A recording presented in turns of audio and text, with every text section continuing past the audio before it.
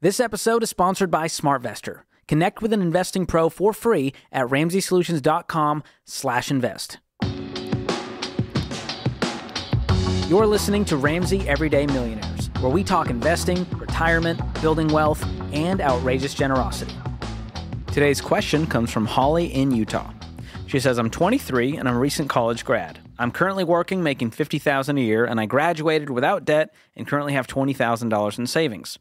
My monthly rent is $700 a month, and my car is paid for. My question is, how should I be investing my money at this stage of my life? Way to go, Holly. I'm impressed. Excellent. I was waiting for there to be like a giant conundrum here. I know. Waiting for the ball to drop. This is a great problem to have. Mm-hmm. But she's got no debt. She's got the emergency fund, making $50K at 23. We are ready to invest. That's for sure. Let's go. So how does she do that? Well, the simplest way, here's my 5-word investing strategy is you just go, okay, if I can remember this, I got it. Mm-hmm. Match beats Roth, beats traditional. And so you just use that filter to go, okay, do I have a retirement plan through my employer? Mm-hmm. That's a great place to go. Generally, a lot of employers have a match. That's great. So it might be, hey, we have a 3% match, which means if you put in 3%, they're going to put in 3%. That is a 100% return on your investment. So we take that first. Mm-hmm. Then beyond the match, we're going to look at all of our Roth options. So generally, a lot of people may have a Roth 401k. Mm-hmm. That's a great place. You can just fill out the whole 15% there. That's great. And that's baby step 4, which is where Holly's at. Invest 15% of your income into retirement. Now, a lot of people say, hey, I don't have a Roth 401k.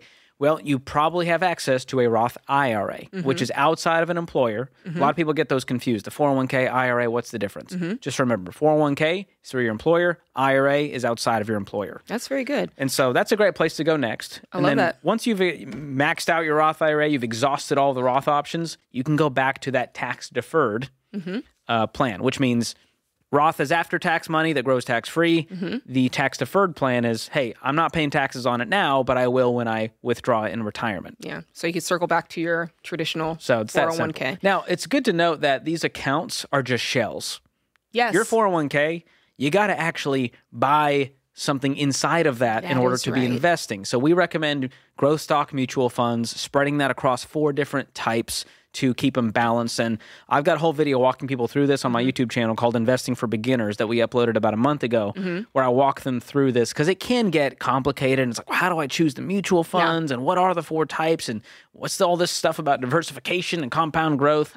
It can feel overwhelming. Absolutely. That's one of the reasons we suggest working with a SmartVestor Pro or somebody who can walk alongside you and help you make these choices. Just educate you. They're not doing it for you. Yes. They're just showing you the path and you go, okay, I know what I want to do. Yes, and never ever invest in something that you don't understand. If you're like, I don't get it, that's okay. Just wait until you do get it.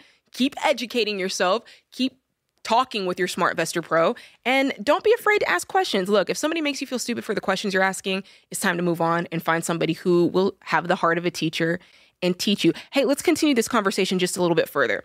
So, because there's a lot of things that I thought about when you read that question of the day. Next question I thought is, a lot of people go, okay, I can't invest in a Roth IRA. I make too much money. Oh, that's a great problem to have, first of all. So the Roth IRA does have income limits. There's a great little backdoor option called the backdoor Roth IRA, where you essentially fund a traditional IRA with after-tax dollars, and then you convert it. Yep, and it's very fast. It's not something that's takes forever to do, and it's totally legal. It is not, it's not this like, well, we found a loophole in the matrix. No, this is totally legal. It's the law. It just sounds sneaky. When they say backdoor, it makes it kind of sound like, well, wait a minute. And then, George, let's continue it a step further because this is one of those topics. It gets juicy now. Yeah, let's teach a little bit. So then you've got that. Let's say that you're just killing it. Like you're maxing out a Roth 401k. You're maxing out an IRA. Yes. Where do we go next, George? What's next? Ooh, I think the HSA is one of the greatest life hack investing tools. So that's a health savings account. You're going, wait, what? A health savings account to invest? Yes. You can invest with a health savings account once you meet a certain threshold. That's right. Some of these accounts. So ours here at Ramsey, after $1,000, I can begin investing any extra money into the stock market through mutual funds. Through your HSA. And you're thinking, but that's not for retirement. It's for healthcare expenses. Tell them. Well, once you turn 65, you can withdraw that money for things that are not qualified medical expenses. And it becomes like a traditional 401k at that point. That's right. So you will have to pay taxes on that money versus using it for qualified medical expenses, you don't have to pay taxes. That's so there's right. still a benefit to use it for that stuff. And at 65, my joints are going to be aching. I'm going to be dipping into that HSA. I know that's But right. Dave Ramsey has an HSA, and he doesn't actually use the HSA. He uses it to invest, It's an investment and he just vehicle. cash flows out of his checking account for any kind of medical expenses. And so the way that's I kind of a do life it- hack. Yeah, I love that hack. The way I do it is I keep the deductible liquid, and then you can keep investing from there on. So in case, I don't know, if you're a person who you know you're going to hit your deductible, it's in there. That's kind of a good way to think of it too. Now, George, let's call out the fact that in order to have an HSA, you have to have a high deductible healthcare plan. That's right. So, HDHP. there you go. And everybody may not have that. So, George, you know where I'm going next. What if I can't get an HSA, George? Oh, this is exciting. Where do I go next, So buddy? if you have exhausted all tax-advantaged retirement options, you can always just open a taxable brokerage account. What does that mean? That just means this is not for retirement. This is just for general investing while I'm in my working life. And that money, you use after-tax dollars.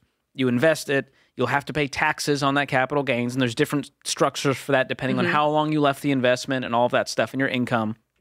But long-term capital gains is your best bet. So if you just leave the money in there, invested for a year, you'll have probably most people 15% is what you'll pay on the gains. So on the appreciation of that money through compound growth. And that can be a great way for those that want to do the FIRE kind of stuff, retire early. You want to retire at 50, but you can't touch your retirement funds until 60. It's a good bridge. So for 10 years, it becomes that bridge account.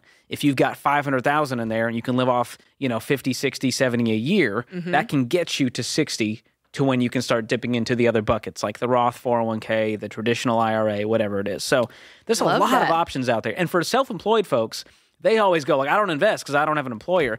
No. You have a solo 401k as an Okay. option, the SEP IRA is an option, taxable brokerage account, HSA. So There are so you're not many excused things. from investing. As a matter of fact, you're definitely not excused. You have to be more intentional than the average bird because there's no employer, over your That's right. head offering this to you, and it's you've got to be It's intentional. not about as easy. You It's got to do right. some legwork. But the nice thing about those options for self-employed folks is the contribution limits are higher. Yes, that's right. So I know there's a Especially lot with there. the solo 401k, you can really get into some good investing there. Oh, yeah. This is good. Juicy stuff. No one ever wants to just chat about investing options, Oh, Jade. I'll ease on down the road of some investing options because I like that. We talk so much about getting out of debt and sacrificing to win. Let's talk about what it feels like to finally get to take some of this money for ourselves, set it aside, let's learn what those steps are, and enjoy it a little bit. You know Don't what I'm saying? overthink it. The key here is your savings rate, not how much and did you choose the right fund. You just do it consistently over time. So go check out that YouTube video, Investing for Beginners, on my channel. Thanks for tuning in to Ramsey Everyday Millionaires. To learn more about how to plan for retirement, visit RamseySolutions.com/retire or click the link in the show notes. Ramsey Solutions is a paid non-client promoter of participating pros. Learn more at RamseySolutions.com/SmartVestor.